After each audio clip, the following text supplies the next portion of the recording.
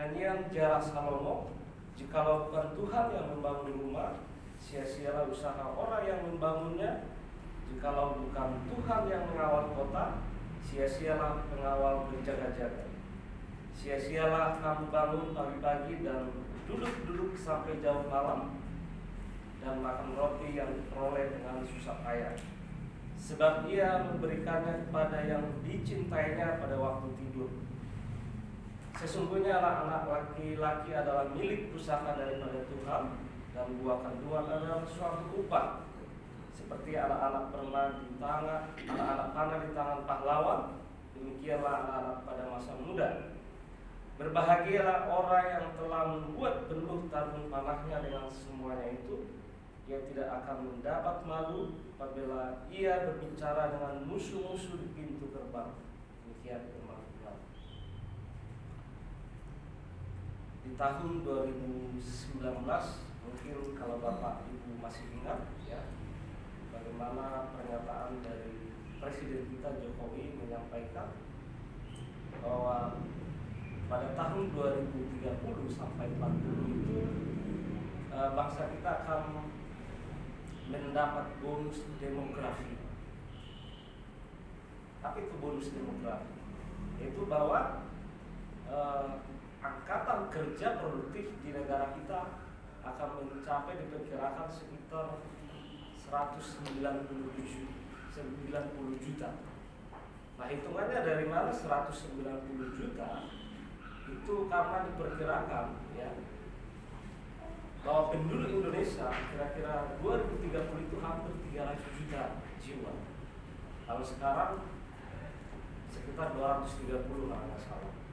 Nah, perkiraan dari pemerintah ini bahwa tahun 2030 sampai 40 itu akan kerja produktif Indonesia itu 190 juta jiwa, yaitu yang kira-kira berumur 25 tahun sampai 50 tahun. Nah, bagi pemerintah ya, angkat kerja yang luar biasa banyak ini merupakan suatu investasi.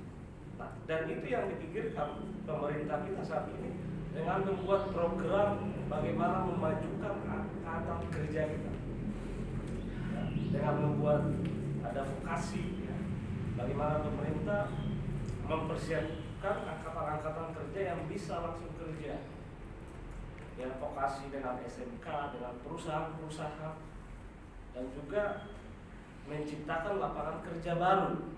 Itu program pemerintah. Nah, di bidang pendidikan ya, kalau kita Bapak Ibu bisa perhatikan ada kampus merdeka ya. Nah, itu salah satu program pemerintah untuk meningkatkan keterampilan, meningkatkan bagaimana target pemerintah tahun 2030, 40 itu negara kita menjadi suatu negara yang bisa berkembang, bisa maju.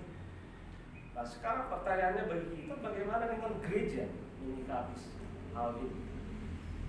Bagaimana setiap kita ya, yang melayani di sekolah-sekolah Kristen misalnya, atau di gereja, bagaimana kita menyikapi hal ini?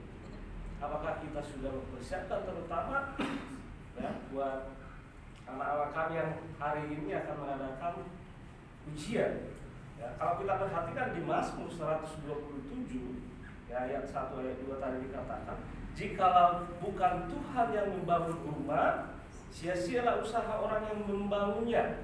Jikalau bukan Tuhan yang mengawal kota, sia-sialah pengawal berjaga-jaga. Artinya apa? Bahwa ya, kalau kita tidak sepenuhnya ya, berada di bawah otoritas Tuhan, maka apapun yang kita kerjakan itu akan sia-sia, tidak ada gunanya. Ya, kalau di kitab Pengkhotbah katakan, oh sia-sia seperti menjaring angin. Ya. Kemudian apalagi yang harus kita lakukan adalah bahwa setiap kita, terutama ya harus takut akan Tuhan. Ya, di Amsal 1 dikatakan permulaan ketahuan adalah takut akan Tuhan. Nah, bagaimana mungkin kalian kurang lebih dalam hampir 5 tahun ya, 4 tahun lebih menempuh pendidikan di sini. Bagaimana persiapan kalian untuk masuk ke pelayanan yang sebenarnya? Apakah kalian sudah benar-benar takut akan Tuhan? Itu yang terpenting. Apakah dalam proses pembelajaran ini sudah mempersiapkan diri kita? Ini saya tanya dulu di sini yang mau ujian, IP kalian sudah tahu nggak sekarang IPK? Ada yang mencapai 4 atau 3 sampai 5, 3,5?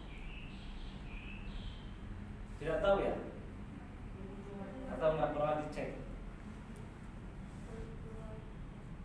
Nah, maksud saya di situ ya, walaupun saudara mencapai IPK cum laude atau paling tidak tengah, itu tidak menjadikan kita sebagai modal kita untuk bisa melayani. Tetapi dasar yang terpenting adalah ya, seluruh kehidupan kita itu harus berada di bawah otoritas Tuhan. Dan setiap tindakan yang kita lakukan sumbernya adalah takut akan Tuhan. Makanya pemazmur katakan sia-sia jikalau bukan Tuhan yang membangun rumah, sia-sia usaha orang yang membangunnya jikalau bukan Tuhan yang mengawal kota. Nah, kita ini tidak punya kemampuan untuk melakukan apapun kalau kita tidak bersama kepada Tuhan. Seberapa pintar saudara berkhotbah, ya, seberapa pintar saudara main musik atau apapun yang menjadi kemampuan karunia Anda itu semua tidak sia-sia kalau itu tidak ditujukan untuk memuliakan Tuhan dan melayani umat. Ya, kalau kita baca di ayat apa tadi?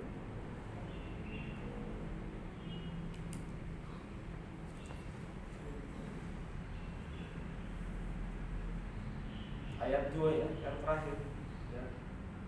Sia-sialah kamu bangun pagi-pagi dan duduk-duduk sampai jauh malam dan makan roti yang diperoleh dengan susah payah, sebab Dia memberikannya kepada yang dicintainya pada waktu tidur. Apa yang kita lihat di sini? Ya, bahwa orang-orang yang mengasihi Tuhan, walaupun dia sedang tidur, ya, walaupun dia sedang tidak bekerja, Tuhan memberkatinya. Kenapa? Karena kasih. Jadi yang terpenting bagi kita adalah kasih itu. Ya tadi yang takut akan Tuhan baru kasih. Jadi makanya saya bilang tadi bahwa seberapa pintar pun kita, bagaimana kita bekerja keras, kemampuan yang kita miliki itu tanpa kasih kita kepada Tuhan, itu semua sia-sia.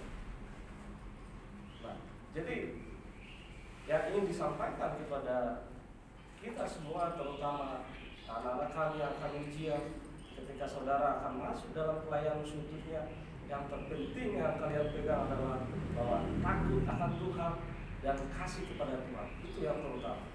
Jadi apapun yang kita lakukan itu, di Kolose 3 ayat 3 dikatakan bahwa apapun yang kamu lakukan, lakukanlah itu dengan sepenuh hati seperti untuk Tuhan. Jadi segala sesuatu itu harus kita serahkan sepenuhnya, bahwa apapun yang kita kerjakan, kita layani semuanya untuk kemuliaan nama Tuhan. Amin. Mari kita berdoa. Terima kasih Tuhan Yesus, kami sungguh bersyukur di pagi hari ini karena Tuhan sudah mengingatkan kami kembali di pagi hari ini melalui firman-Mu bahwa segala sesuatu yang kami lakukan, yang kami layani, itu semuanya harus mengandalkan Tuhan. Karena Tuhanlah sumber segala sesuatu di dalam kehidupan kami. Untuk itu Tuhan, kami sungguh berdoa kepadamu supaya Tuhan yang terus menolong kami untuk senantiasa menyerahkan segala sesuatu ke dalam tangan Tuhan.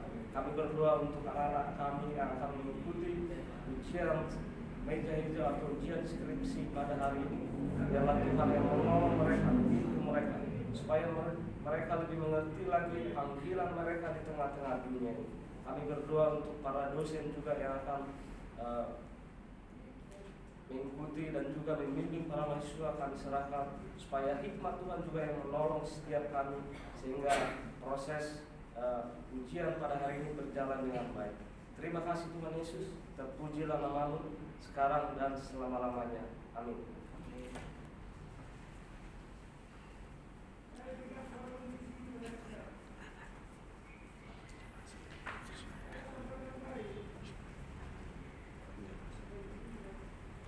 Terima kasih kepada hamba-Nya yang sudah menyampaikan firman Tuhan. Semoga kita semakin diberkati dengan firman yang sudah kita dengar. Untuk acara selanjutnya, waktu dan tempat persilakan kepada Bapak Ketua menyampaikan kata sambutan.